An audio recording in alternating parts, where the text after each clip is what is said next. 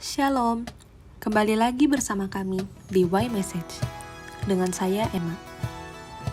Judul renungan kita pada hari ini adalah Cara Kristus Membangun Gerejanya. Gereja yang dibangun oleh Kristus bukanlah seperti gereja yang kita kenal sekarang ini. Ketika Kristus berkata bahwa di atas batu karang ini aku akan mendirikan jemaatku, kata Yunani dari gereja adalah eklesia. Istilah eklesia bagi para murid Kristus bukanlah istilah atau kata yang baru dan asing. Kata eklesia sendiri sudah digunakan oleh orang Yunani kira-kira 400 tahun sebelum Kristus datang. Jadi, apa maksud Kristus menggunakan istilah eklesia? Eklesia macam apa yang dibangun oleh Tuhan kita, Yesus Kristus? Selama ini kita mengetahui bahwa Yesus Kristus mempunyai 12 orang murid yang selalu diajak bersama-sama Dia dalam melakukan kehendak Bapa.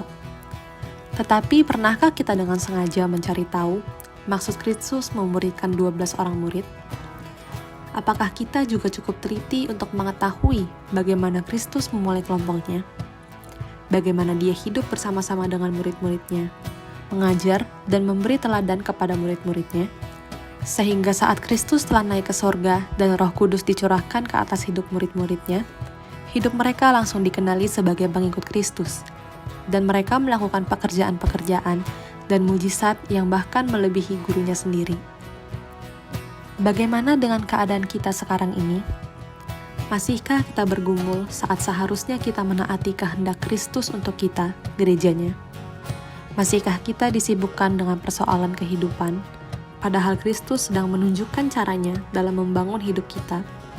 Bukan hanya secara pribadi, namun Dia melihat kita sebagai tubuhnya sendiri, bait Rohnya yang kudus, dan keluarga Bapa. Jadi, mari kita buka hati dan hidup kita untuk mau digerakkan oleh firman dan ajaran Kristus.